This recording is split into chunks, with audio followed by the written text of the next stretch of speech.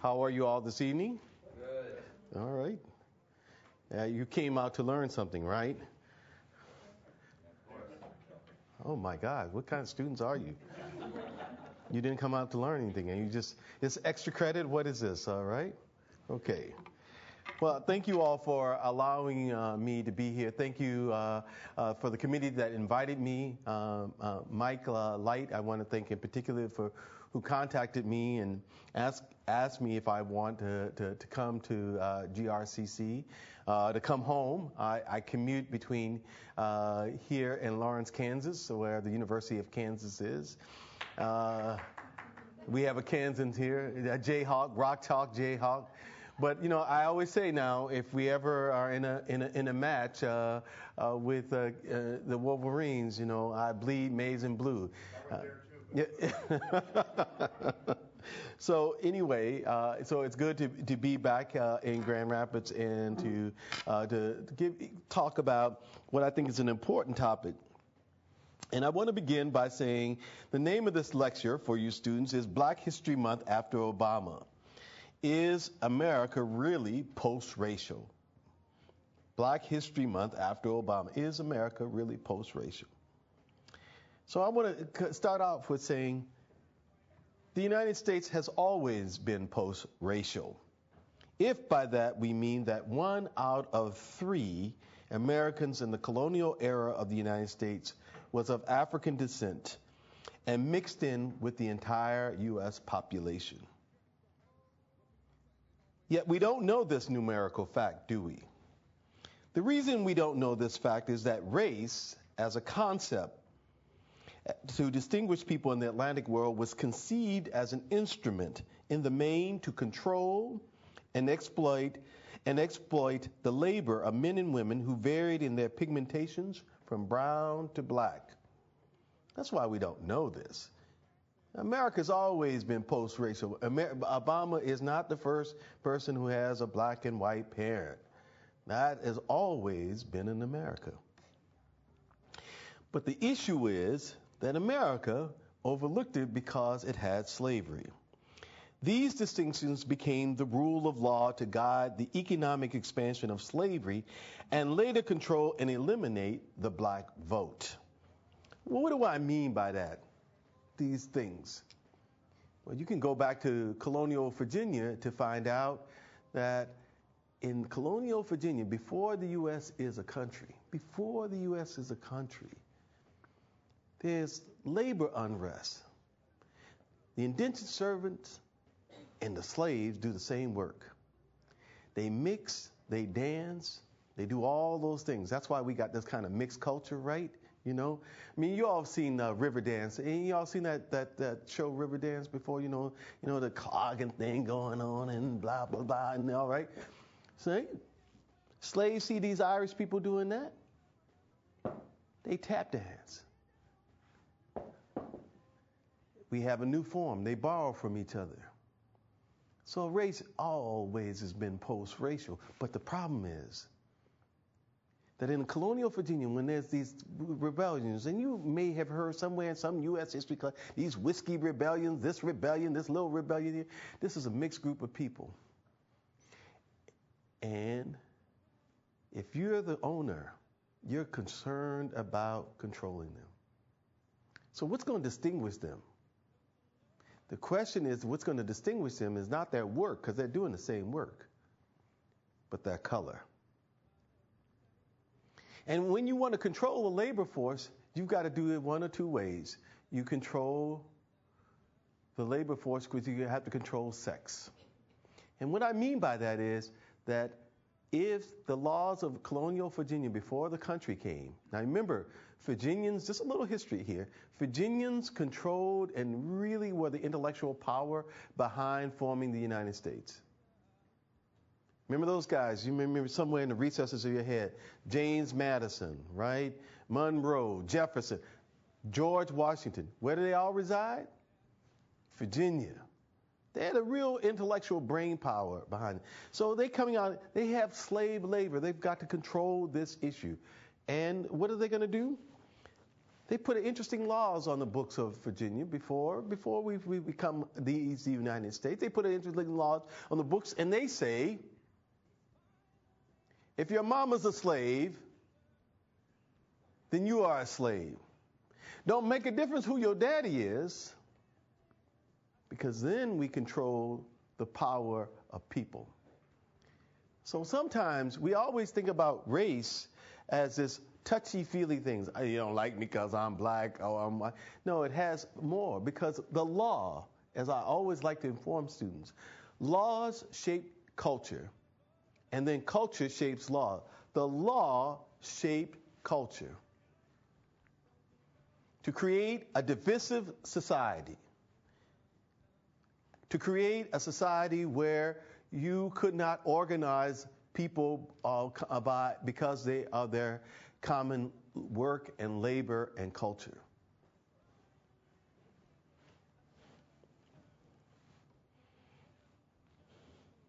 These distinctions became the rule of law to guide the economic expansion of slavery and later to control and eliminate the black vote. I want to repeat that.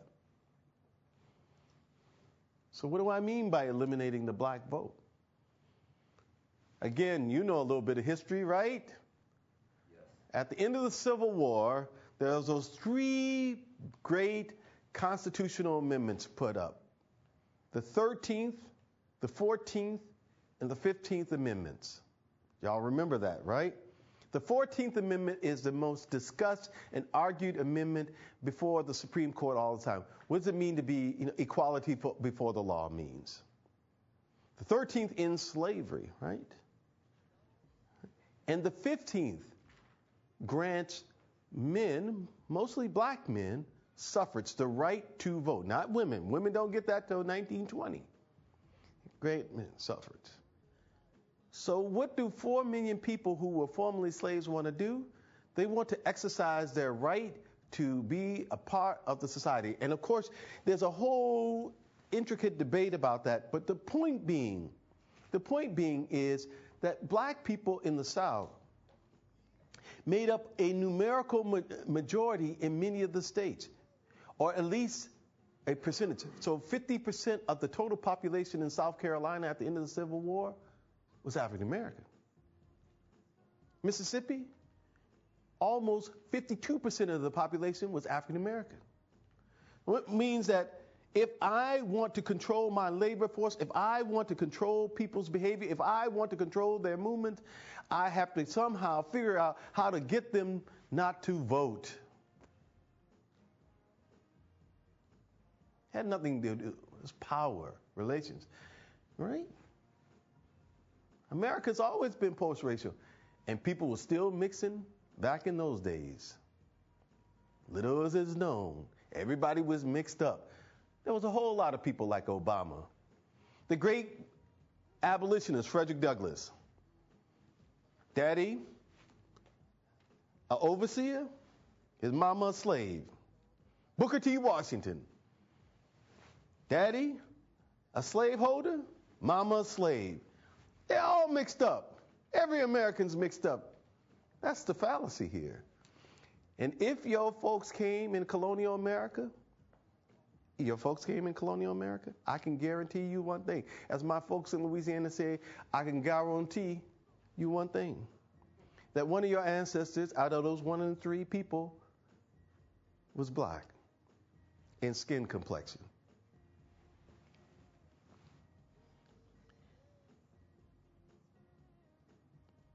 These distinctions became the rule of law to guide the economic expansion of slavery and later control and eliminate the black vote. And I want to push on economics for a minute because everybody doesn't push enough on economics. We all thinking about economics in Michigan and around the country now that the country's broke. We all thinking about economics.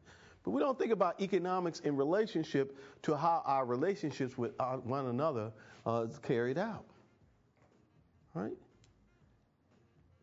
To own a plantation in the colonial Caribbean, to own a sugar plantation, was to be a Bill Gates. It had enough money to help you start what we call this little thing called the Industrial Revolution. That was the excess capital of the sweat labor of people on those plantations. plantations. To own a cotton plantation, to own a cotton plantation was a powerful, powerful force. To own 2 or 3 slaves, if you were a small farmer, meant that you could get more and more work done. Right? When the Civil War was over, the South's economy was still tied up in cotton. And what did it want to do? It wanted to keep the people who had the resources together. They wanted to keep their resources. And they wanted to keep their labor force as peons. That's at one of the roots of this issue. And what made, now, here's the culture thing. The culture was, remember that law in Virginia? Let's come back to that. That law in Virginia, just come back to it for one moment. That law in Virginia now told every white person, no matter what that station was, they were better than the black person because the law had distinguished them. No matter what that station in life was, they were better than black people. So now you've got a conscious social hierarchy. And guess what? As soon as black people are free from slavery, they're out there on the march. They're trying to get their kids educated. They are the first to push for universal public education in the South because they know that education is important, right? All those people. Some look like Obama.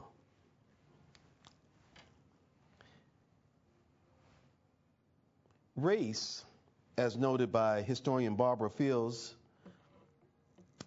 has a way of morphing. Y'all watch, what's the movie where the machines jump up? What's that movie? Yeah, thank you, Transformers. Way of morphing, changing over time in history.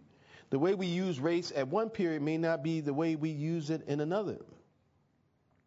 So in point of fact, America has always been post-racial if we mean by that the presence of men and women from the African and Asian continents have lived side by side with various native peoples of North America and Europeans. We have always been post-racial. But to say we are post-racial but to say we are post-racial does not mean that people are not judged by physical variations, cultural style, socioeconomic status, speech patterns.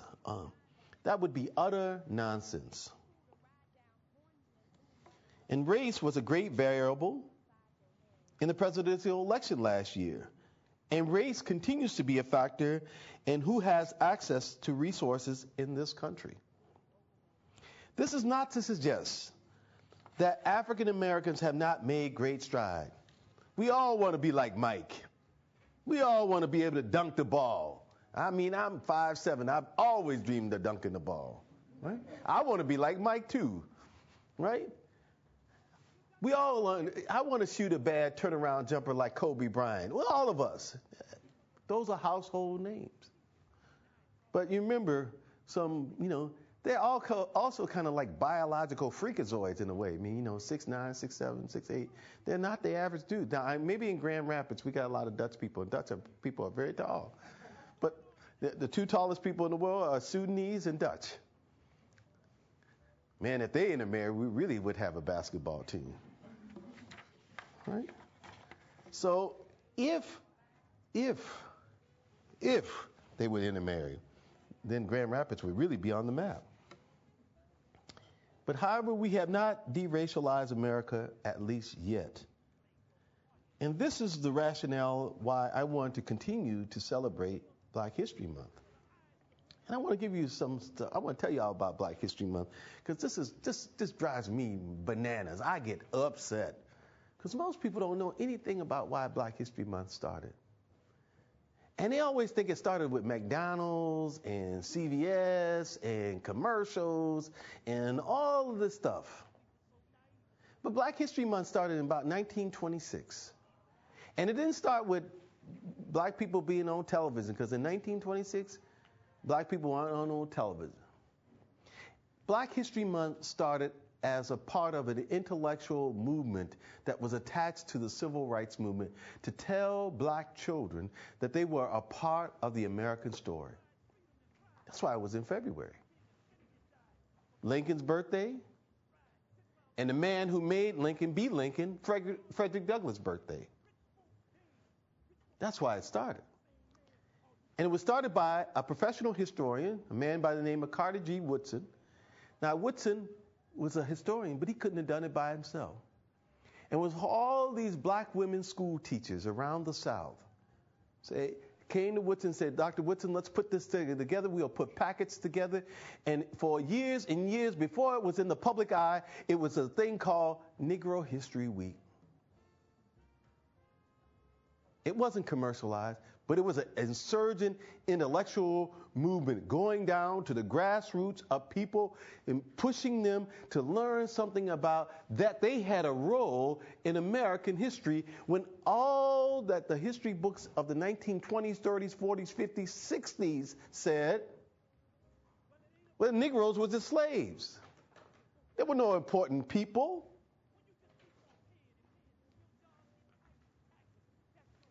It was an insurgent movement, an educated movement to educate children. Randall Jelks, I'm child of Negro History Week.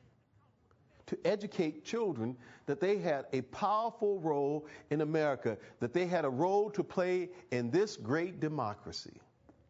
That's what it was all about.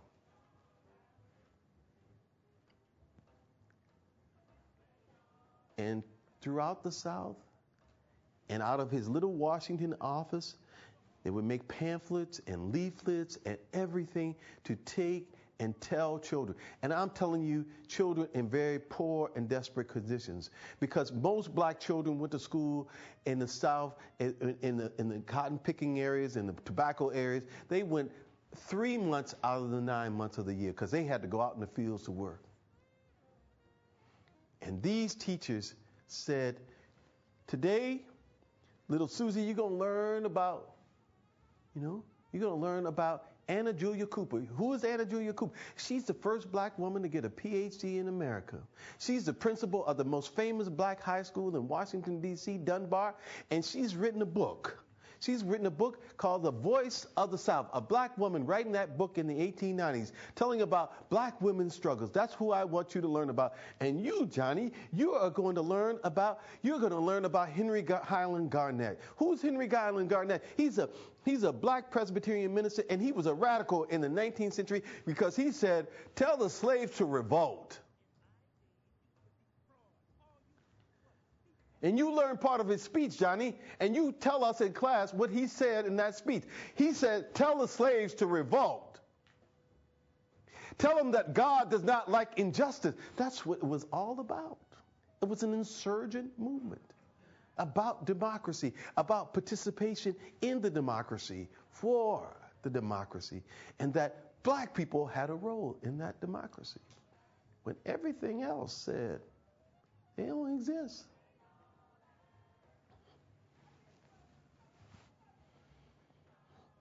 And I want to argue with you that awareness months, whatever they are, have to be told because the story of America is not just about Europeans.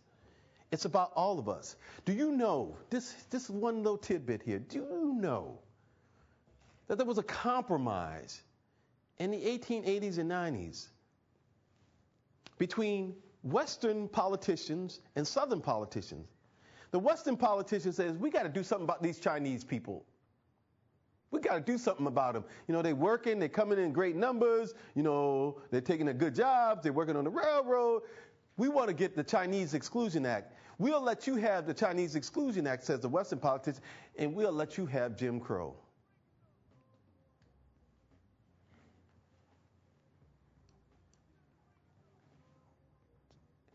Asians, people of African descent, they were there. America's always been post-racial, but not inclusive. So we need to tell the story of this month. We need to give an accurate rendering of it. It was only in the 1960s, late 1960s, that everybody wanted to get on Black History Month. And you know why they want to get on Black History Month? Because, there were people out there like Malcolm X saying, we need to know about our history. There were young radicals out there with big afros talking about Panther rhetoric. And school teachers and everybody got all scared. And, of course, there were the riots in Detroit and Newark and Los Angeles. Everybody got scared, and school teachers decided, we got to teach our kids about this history. And always in America, there's a good commercial interest. In 1977, the TV show Roots came out, the television miniseries. The book had come out earlier, but the Roots came out. And all the big corporations didn't advertise with that television show. And it turned out Americans watched that television show all over the place, and all the big advertisers discovered, oh my God, black people spend money. Oh my God, we got left out of it, right? It was small companies that advertised, and suddenly, Black History Month became popular. But the big story is that it was about a group of insurgent people. And I want to give teachers their props here. These insurgent women teachers, along with this scholar, pushing and pushing and pushing when nobody was seeing them. They were pushing to teach their children that they had a role and a participation in the life of the democracy. It was an intellectual movement. I belong to the organization that Carter G. Woodson started. It is called the Association for the Study of African American Life and History. It used to be the Association for the Study of Negro Life and History. I belong to that organization. And I remember the first time I ever went to one of their meetings, I saw my old high school principal, the assistant principal, Mrs. Drummond. And she looked at me and she said, Mr. Jelks, you have made something of yourself. Because they believed by teaching us those stories that we would be able to better participate in the life of the democracy as such as it is becoming, and as black people needed to participate.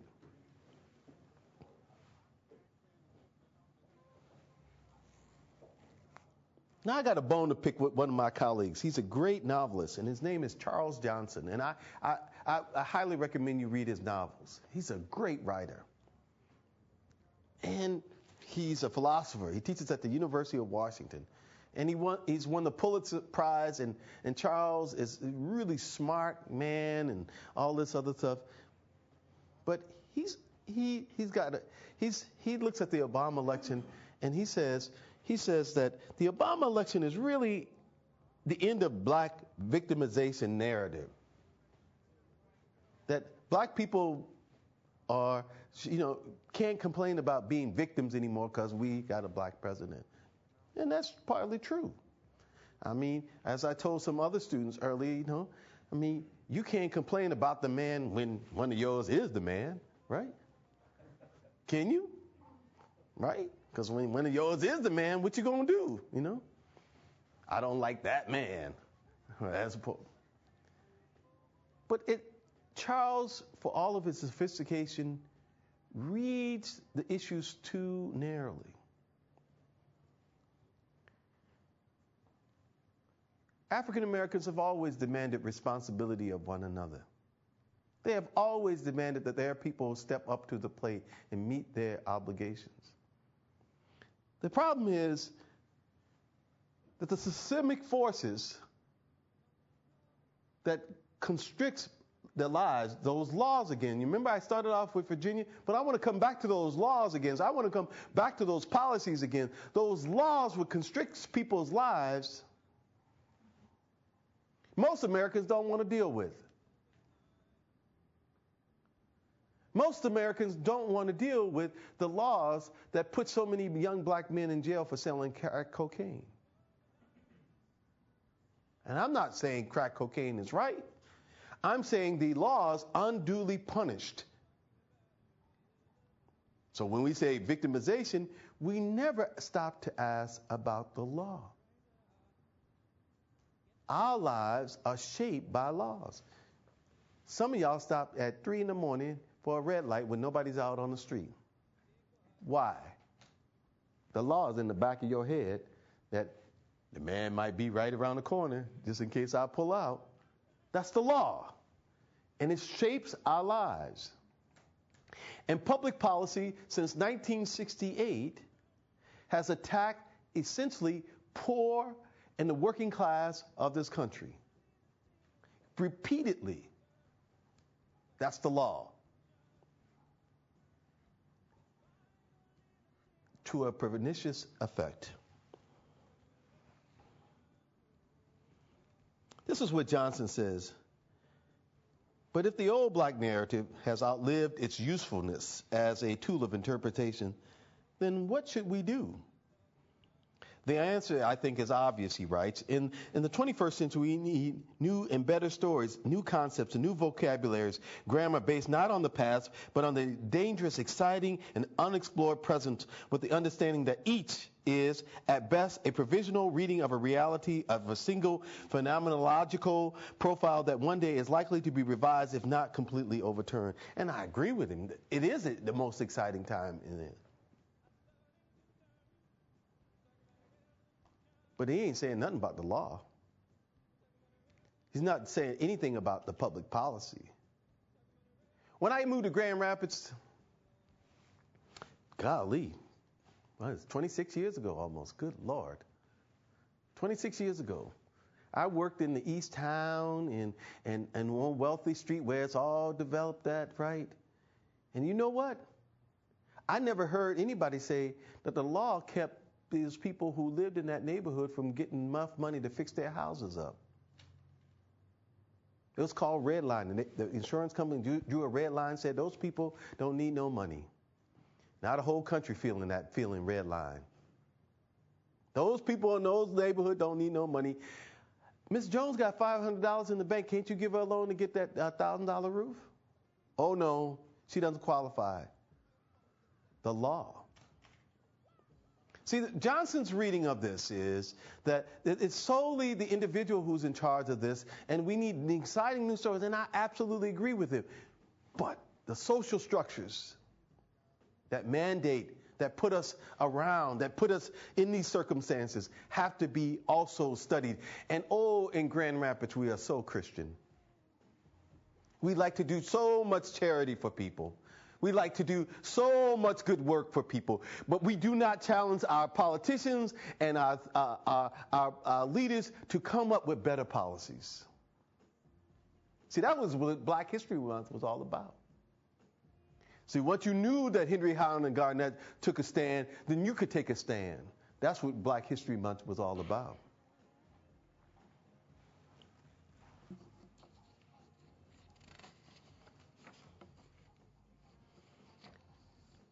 What Johnson fails to appreciate is the persistent struggle that Black narratives have to teach us. Black narratives have to teach us a story about the struggle of democracy.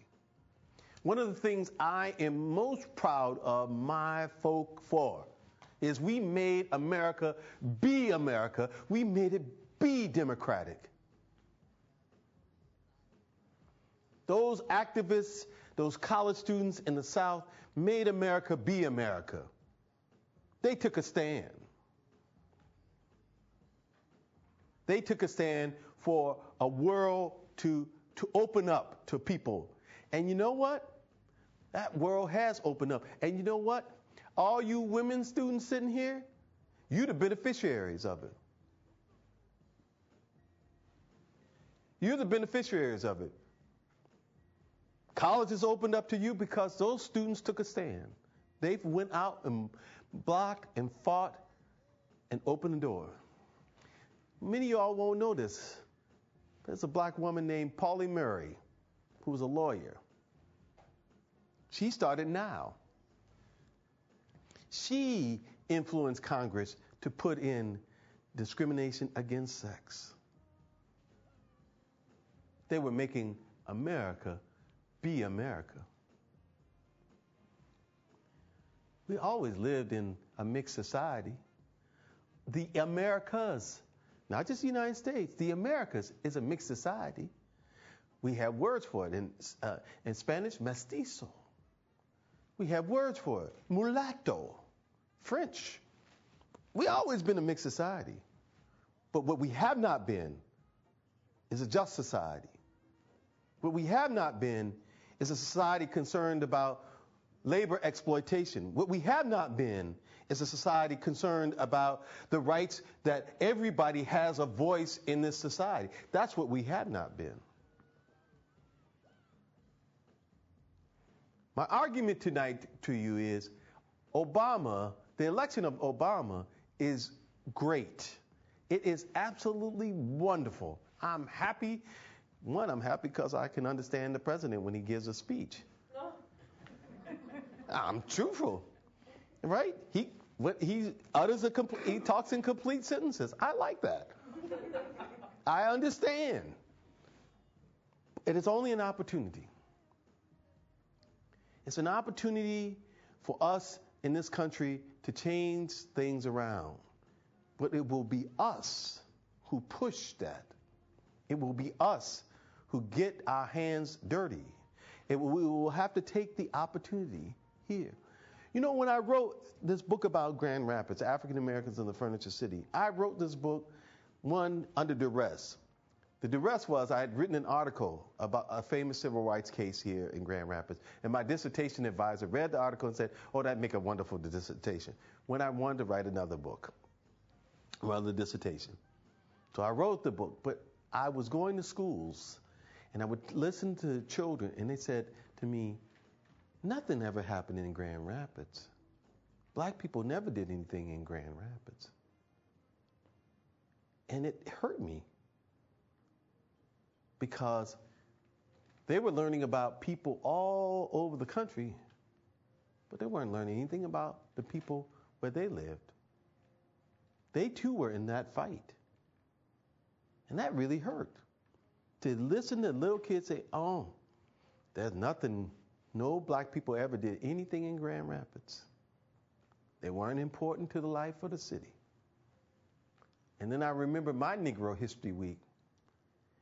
And to try to find the documents, to try to find the stuff, to give them, empower them like I was empowered through ideas. Black History Month was an insurgent intellectual force to push, and it must continue to push. To all of us own our own black history, to our heroes are black and white and Asian. To all of us, we will still continually need Black History Month. Till we all own that Frederick Douglass is ours. We are Frederick Douglasses. We are Ida Wells Barnett, the firmest woman journalist who stood up, got ran out of Memphis on a rail because she wrote about lynchings. And honestly, until we all own that, we'll still need Black History Month. And we need Black History Month because we need to be a part of a new insurgency, the insurgency of the 21st century. Wherever people are marginalized, wherever people are left out, wherever they are put out the notes, wherever their names are scratched off the monuments, wherever they are defaced, you need a Black History Month. We need it. This present moment, with all its economic frightfulness, presents an opportunity for you all in this audience and your friends, wherever they are, to get engaged in the work of making this democracy real. That was all that Black History Month was about. The month of presidents, the month of Frederick Douglass. That's what this month was about. The story, the narrative of black people was about this push for a larger democratic way, that people would have opportunities to go to school, to go to work, to live and enjoy one another. That's what the month was all about. I want to implore you This time is a crisis time to get involved, to read what your legislators are putting down in Lansing, to read your legislatures what they're putting down in D.C. You know it's on the record. You got it. Y'all internet savvy, you can get it right. How they voted, why they voted, what they made. Get involved. That's what my teachers were calling us to do. If these people who have been enslaved could be involved, they told us, then you don't have a choice. Get involved. The real legacy of Black History Month is that it provided the impetus to get involved, to reshape lives. I don't care what McDonald's are putting down or who they're putting up there. They only know Martin Luther King Jr. I don't care about what the corporate interests are. Don't get me wrong. What I more care about is what those teachers taught me, that you could be a Henry Highland Garnett, that you could be a Fannie Lou Hamer, that you can be involved. The legacy of Black History Month, the legacy of this election is that you can get involved, that you can turn systems upside down, and that you are the responsible ones now. You are the important people now. And lastly, I want to close out because I want to talk to you, not just lecture at you. Lastly, if you don't take the opportunity now to change this city which you live in, you are wasting your time. This city which you live in has all the attenuated problems of America. Now is the time to get involved. Now is the time to organize. Now is the time to create your organization, to teach, to inform, to get involved. Now is the time. I beg you, get involved. Teach yourself something. Read, not because your professors want you to read, but read. You know, when I was a college student back in the day, students took up the cause of having Black studies in the university. That's why I got me a job. I got me a good job too, right? Because students, my peers and bold before, took up the cause of Black studies. They said, we want Black studies in the university. And everybody else was saying, oh, no, these kids are just radical. No, we want Black studies in the university. And guess what? Now we study Africa and the African continent. Now we study about the various ways Black people lived in the United States, and we write about it because students organize, BSUs and other organizations organize on campus, push. If you're a student at the University of Michigan, you always have to be appreciative to the famous BAM strike, the Black Action Movement on campus. BAM! Because they opened the doors. They were trying to get a set of intellectual ideas. And then women students followed. Say, wait a minute. Women make up the majority of the population in the world. 52% of the world's population is women, and we ain't studying them. Because in our day, when I went to college, they said, in history, and I loved history, we only studied the great men. They did something. Well, they had to eat, didn't they? Somebody worked the fields, somebody cooked the food, and we need to study them too. I implore you, though, but even those people in the field, some of them took up a revolution. They found something in this words about democracy and revolutionary ideas about human rights and the individual. That's what really civil rights movement was all about, the larger human rights struggle. They found something there, and they identified with people around the world. I love it.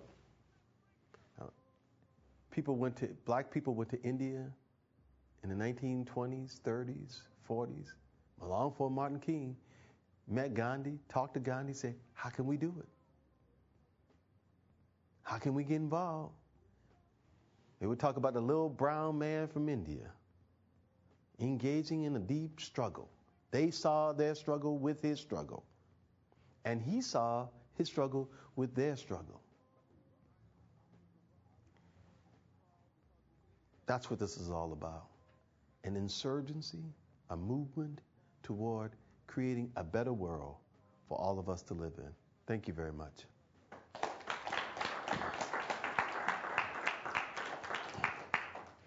Questions?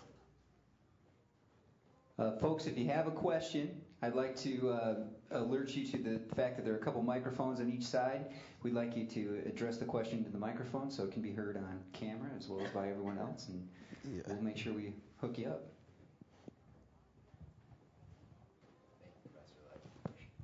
Thank you so much for coming to Grand Rapids Community College, Doctor. We really appreciate it. Oh, no problem. My question is, this is kind of far-fetched, but do you believe that ethnocentrism and competition and differential and power that the plantation elite in the South used against African Americans during pre-Civil War slavery times exists today only because our current leaders have intentionally not changed those policies? Well, did everybody hear the question? Should I repeat the question? I think as I understand it. He said that did ethnocentrism and that the plantation use that the plantation elites used against the black Africans. Right. Okay. First of all, Africans were not all the same people. We always need to distinguish. Nobody thought of themselves as a black person until they came to the United States. Because if you're a place where everybody got black skin, you distinguish yourselves in other ways. Africans spoke distinct languages from one another. Slave ships were filled with anytime you had one language group together in too many numbers, you had rebellions. So slaveholders were like, okay, well, we got to get a little bit from here, a little bit from there, and we keep these things. Slaveholders in North America were very savvy business people because only 7% of the total population of Africans imported came into North America. The majority came into the Caribbean and Brazil. So just why, right? So they had to figure out, because the cost was so high for them, they had to figure out how to grow their slaves. I hate to say it in a business model, but that's what they had to do. Right? So they had to make conditions at least somewhat tolerable. But what they did was to at least to take away the linguistic abilities of their slave is to learn English. And when the importation of slavery into the United States ended in 1808, then you had rarely no more new African immigrants. These were now people by 1808 and afterwards who were born in the country, and their parents were being born in the country and living in the country. So the great number of enslaved people came in between 1700 and 1800. And after 1808, then it was a population native born. But the successful thing about American slavery was that it grew to be the largest slaveholding population one of the largest slaveholding populations in the Western Hemisphere, next to Brazil. So from a small number to by the end of the Civil War, 4 million people. So slaveholders were business people. They were smart business people. They needed workers, and they wanted workers, and they needed bodies, and they needed. You don't cut down the trees and fail the land, get the land clear without bodies. So men and women become their. What they did to keep people subservient was, terrorize them. I mean, that's what you do to make anybody a slave. You scare the bejeebus out of them. Yeah. So do you believe in that case, it's just totally scaring the. Is this on? Yeah. Sorry. So then basically how slave owners would try to slave the bejesus out of slaves, would you consider the war on drugs the same way as trying to oppress the war on drugs is just stupid. Well, I only ask that because it's the war against crack. Right. But the war on drugs, we have a core population that's always going to be highly addicted. That's everywhere. So we refuse to study what this is really all about. So you got a core group of people who are highly addicted, all right? And then you've got other people who are petty drug users, recreational drug users. I began to read about the Chinese in this because the Chinese had a great drug problem in the 19th century that the British introduced to them, right? What was it called? Opium. And the Chinese kept doing the war on drugs, kept trying to stamp it out, criminalize, and people were still going to them opium dens getting high as a kite. You know what the Chinese finally realized? Just what we realized with cigarettes. Tax it. Tax it, tax it, tax it, and decriminalize it, take the violence out of it. So the war on drugs and slavery are different in that sense that, but the drug culture as such has more devastating impact on poor communities. Just like alcohol abuse of the 19th century, it has more devastating impact on poor communities. But we racialized the war on drugs. Drugs were black people things. Little did they know. Remember that 7-Eleven used to be open right by East Grand Rapids High? You remember? It closed, right? Y'all know why it closed? My man was pushing out of that store for years. He was pushing. Man, that was the greatest location for a dealer if you want to be a dealer in your life. Right? Now, if that would have been on Wealthy Street, oh, these black kids, they using drugs. Oh, these ghetto kids, they, we might have got a little gun action in there, but the same thing. Addictive behavior, recreational drugs, all those things. We racialize the drug. See, the public policy issue, that this race thing comes in the back of our head. When they closed the 7-Eleven in East Grand Rapids, I was like, well, why is it closed? My wife says, well, didn't you read the story? You start reading the paper. We're like, oh, snap. And I would take my kids in there for Slurpees all the time. I didn't know I could get other things, too. But we racialize it. It's not the issue of drugs, whether it's harmful or devastating to people's lives. So it's a question of these young black men or women who are using drugs are somehow more exotic than the other kids who are using drugs. That's the issue. Other questions? Come on now, y'all. I was told people at community college is smart. I want some questions. You just threw it down. Now you got to respond. You can't let that slide. Yeah. No. I gotta take somebody else. I mean, you came here for the credit. Now you got to engage in the conversation. Yes, sir.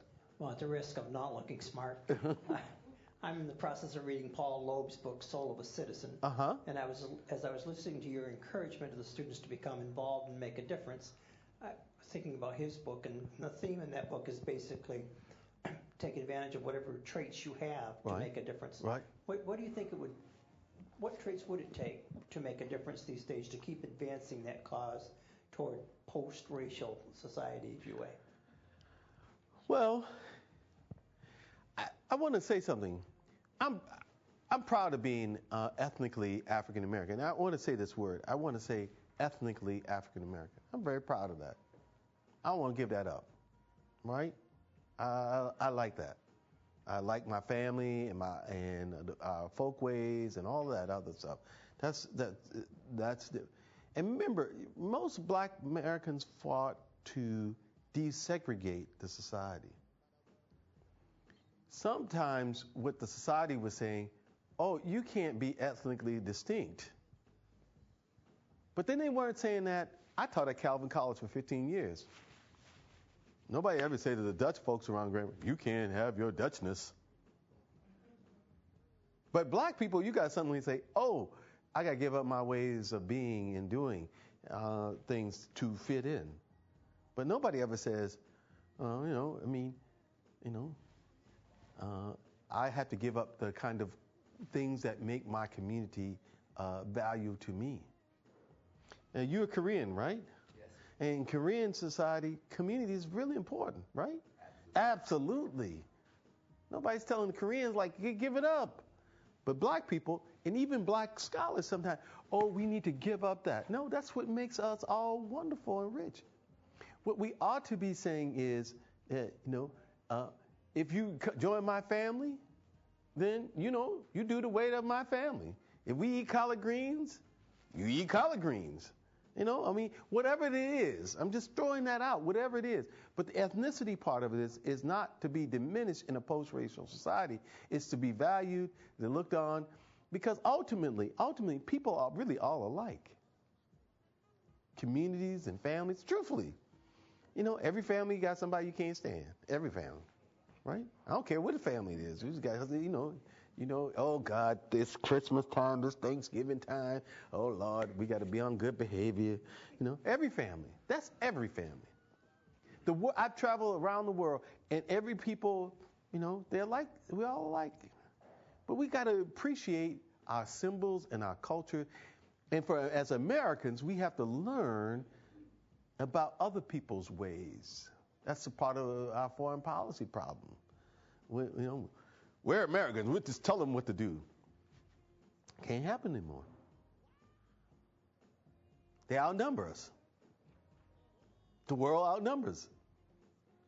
So a post-racial society means that we have just laws, that we learn to appreciate where people are coming from, and that we learn to value those things that are important to other people.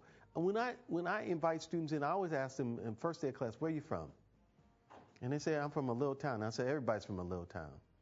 I said, I've lived in big cities much of my life growing up. But you live in a neighborhood, so it's like a small town. You normally shop in your neighborhood. Tell me where you're from. I want to tell you where I'm from. How do you see the police? Well, I see the police. I know a lot of police officers. I say, I see the police. Well, I don't know. I have mixed feelings about police sometimes. Well, why, Professor Jelks? You ever been thrown up against a car when you 16 years old and say, frisk down, and you weren't doing anything? And then we learn about each other's stories. That's what we need to be doing. But to get involved means we have to have organizations. You can be the best individual you can be.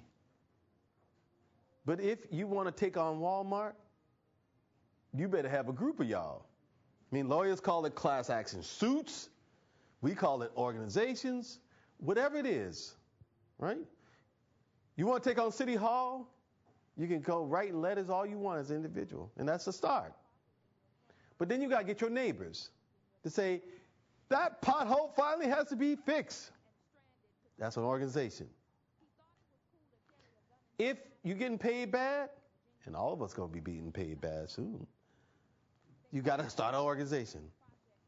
You can call it an employee association if you don't like the word union. But it's the same thing. It's an organization to agitate, to move, to get it in. That's all it is. You as an individual alone can't do it all. You have to be in an organization.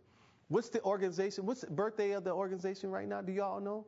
This is the 100th anniversary of the National Association for the Advancement of Colored People. 100 years. 100 years. This is its birthday. At the University of Kansas, folks, we just had a big conference on the 100 years of NAACP. Why? Because Brown versus Board of Education, Topeka, Kansas. We had a big conference, right? 100 years. I'm from the radical generation. I hated the NAACP because I thought they were too slow. But they stayed around because they were an organization. Long when the people who founded them dead, they still here. They have to create a new agenda, but they're still here. You got to be a part of an organization. And students like, oh, I don't want to be a part. I don't join. But students on big campuses, they join fraternities. They join sororities. They join beer drinking binges. Got to be a part. To make a difference, you have to be a part of some structure so that your individual vulnerabilities will not be exposed when you are trying to take on larger issues. Got to be a part.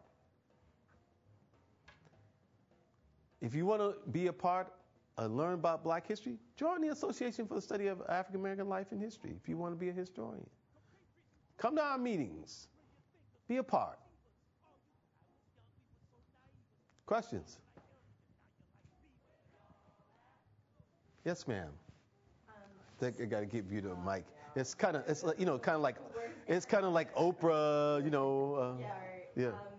I'm in social problems course here, Yes. sociology course, and our professor said that he saw you give a presentation about the lack of a black middle class in Grand Rapids. That's correct. And I was very curious about your thoughts on that, and if it would change. Do you think that that would change after Obama's been elected? No, I don't think it will change after Obama's been elected. We have a rotten school system. Black people came already with educational handicaps, and when I mean from the South in the 1950s, right? They wanted more education. The school system has persistently failed black community. That's one of the things that creates a black middle class. And I know that we have a superintendent who's out there trying, but the point of fact is that the larger citizens didn't care about this issue either, right? I mean, this is what, again, called white flight. I mean, nobody wanted to put their kids in the school system. In Kent County, African Americans make up 7% of the total population. In the Grand Rapids school systems, black and brown children make up 90% of the population. Who cares? Who cares? The largest citizens don't care unless we make them care. And we have to organize first and mobilize the parents in that school system. Everybody's talking about this and that, but it's the parents in that school system have to be mobilized to say, we want better. In fact, point of fact, this is the problem for Grand Rapids as well. Black people are only a part of the problem here. Grand Rapids as a whole, the city of Grand Rapids has less college-educated people than Jackson, Mississippi. Now, Mississippi ranks like 49th in the United States. Not why? Because we have factories. People came to work.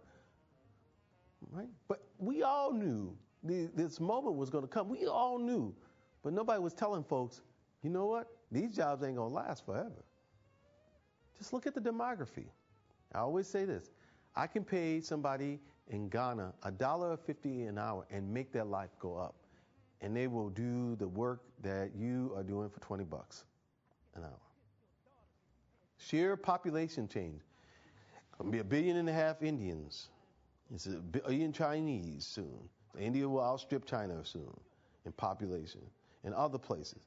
So we have to rethink and conceptualize and learn. But if we cared about that issue, we would have organized to do something about that issue. We blame the children in the school. We blame the teachers in the school. Sometimes all of the above to be blamed, but nobody's organizing to change. And nobody cares to organize the parents for change, because they're going to make the difference. Black middle class. And finally, let me just put it out here. Y'all can say what you want. I'm going to put this out here, and, I'm going to run and duck.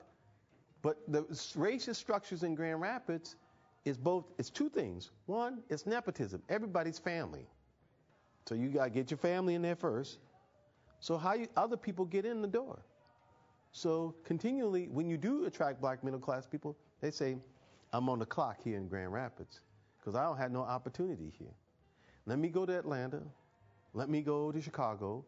Let me go to other places because I can't break that. I can't break the glass ceiling.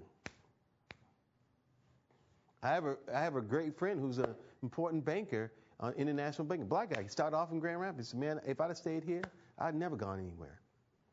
That's how people feel. So there's a structure here that we have to talk about. I'm not blaming people for wanting to hire their folk in their family. Because if I were in the power, I would do the same thing. I ain't giving no hateration for all that, I am trying, but what I'm saying is, but the kind of culture we have, then even talented people can't break through. So they have to go elsewhere. Dr. Jelks, do you see any signs of hope? I mean, I think I agree with you 100%. You're not going to have to run into the room and duck. I just think you're speaking plainly. But what's the hope? You talked earlier about your book, and the motivation for it was to tell young people there's a story here. There's a story that's worth telling. So what would be the flip side of that? What do you see as hopeful? I'm hopeful that, one, people are out. I mean, hey, I'm very happy. Thank y'all for coming. That's hope. I see the hope in getting us to participate. That what we learn in school, what you learn in your classes, are not simply to get a job. I want to say that because I think we put that badly. My teachers never told me about, they wanted me to go to college to get a good job, but they also wanted me to be able to be a participant in my society. And I think we got to return to some of that stuff. That that's the point of it. We both, yes, we need all of us need to get paid, right? Everybody say amen to that. Amen. Yeah, we all need to get paid because I believe. Look, and I want people to get paid and teachers to get paid because I'm a teacher. I want them to get paid, right? But if that's all it's about, then it's pretty trivial. It's pretty, after you get paid, what is there? After you got one toy, you got a new Wii, then you want the next Wii. What is there? So I want to say that what the narrative of Black History teaches us is that, and the narrative of Black History Month teaches us, is that our lives can make meaningful differences in the society which we live in, to be participants in running and determining and changing the society by which we live in. That is the narrative of Black History Month that has to continually be preached over and over again. Yes. Earlier in your talk, you mentioned that race is not a scientific reality, that it is a cultural idea that morphs, that changes through time and across people. And I'm wondering I'd like to get your thoughts on which part of our society in America at present has the most power to morph the idea of race that we have as a culture, and where you see the American definition of race going in the next 50 years. Well, what I know of people is, not just America, but I just know of people is, when you stop hating one person, you hate the next one. I'll tell you a funny story. Years ago, we were going to, my wife and I and another friend, we were all traveling out west in an old car in 1976. This was a bicentennial year. The car broke down, and we were stuck in a town called Myrtle, South Dakota. Now, 2 black kids and 1 white kid with long red hair and 2 afros, right? Myrtle's, and I was kind of scared, but I was trying to put on my game face because I thought I was in one of them southern towns. These young guys came along and pulled the car, pulled a chain around and pulled us into Myrtle, South Dakota. And we went to a hotel. This is honest to God truth. It was $3 a night to stay at that hotel and $5 if you want a meal and a bath. And we walked in that hotel, and the guy sitting behind the desk said, I want y'all to know I don't have nothing against colored people. I hate Indians. And I was like, what did he just say? I hate Indians. He's in South Dakota. That's his experience. He said, I was married to an Indian woman. She left me. And then back in my head, I'm like, well, no wonder you hated our people. I left you too, right? I mean, see, race in that structure didn't have enough black people in South Dakota to hate. But you had a group to hate. It's like people in Los Angeles and Texas. Well, I hate people being from Central America. I hate people being from Mexico. Well, I'm sorry, Texas. Texas was a part of Mexico at one time. They're going to be here, and it was here before you, So regions, these things morph. They're people who you hate and dislike, right? Here's a new case of white flight. Around near Palo Alto, California. White flight. Get this. There's a school in Palo Alto, California, that a lot of Asian families, both Chinese American and Indian Americans, have started to go to attend. And they want their kids to take the hardest courses in the school, and they want the standards to keep raising.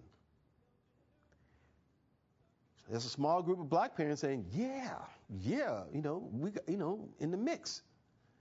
White parents have started fleeing. This was in the Wall Street Journal. I'm not making this up. Fleeing the school. Because they say, oh, that school is too hard for our kids. Those Asian parents are trying to dominate our school. I was like, whoa. A different kind of morphing. Now, because the standards are high, because those Asian, Indian, Chinese parents are expecting their kids to be at the highest level. Our kids can't be the valedictorians anymore because they don't want to do that much homework. Race Morse. Now it's got all kinds of other things about, they think they're so smart. What's that about? Just be smart. Compete. But if you competed fairly, this is what people don't know about the affirmative action thing at the university. If it were really fair at the University of Michigan, most of the students would be Indian and Chinese in the University of Michigan. And Korean. When we turn all about this affirmative action thing, if it was really fair, that's what would be the majority of the population. But it ain't so fair. That's how it morphs. New resentments come up. I read that story in the Wall Street Journal. I clipped it out. I was still teaching at Calvin. I put it up on the wall. Said, hey, read this. Check this out. This is incredible. That's what I mean by morphing. People find new ways, right? Every black kid start trying to act like Obama. I'm going to get to Harvard. I'm going to get to Harvard, right? They're not lucky like Obama. His grandparents sacrificed to put him in the best school on Honolulu. Our kids are going to the worst schools. So their chances are very nil.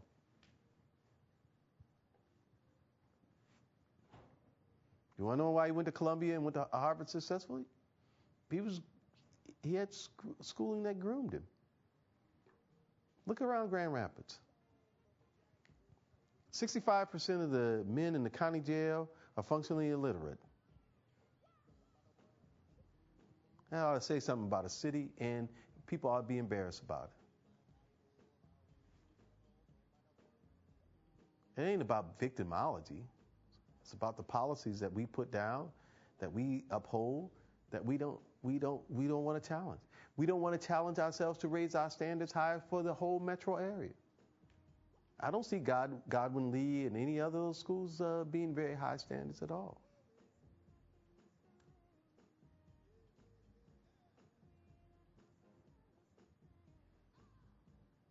Why people want to make us work so hard?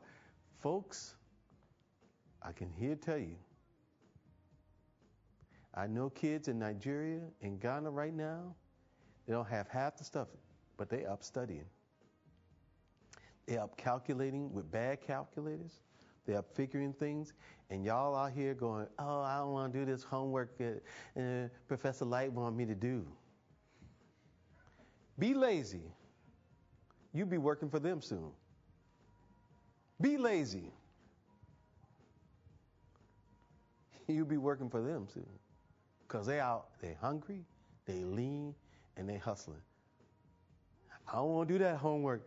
I don't want to take that biology course. Be lazy. I want a good job. Right. I just call it as I see it. Because I've seen it.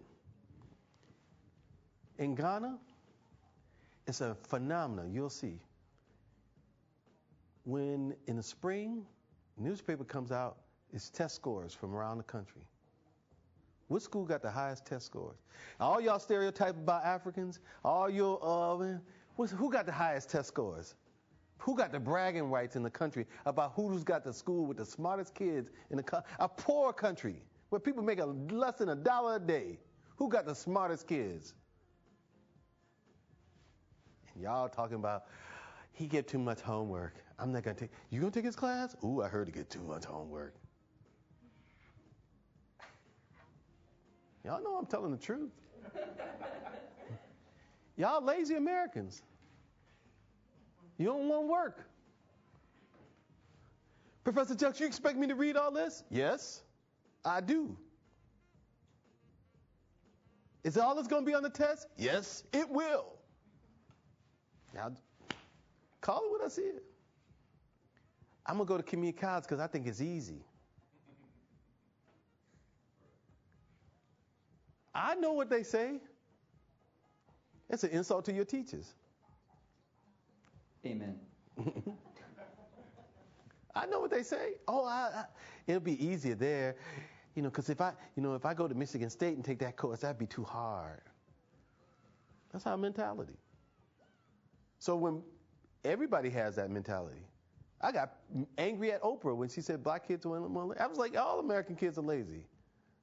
They don't want to do no work. And when a group of parents are pulling their kids out because the standards are going too high in the high school, we got a problem. That's a real problem.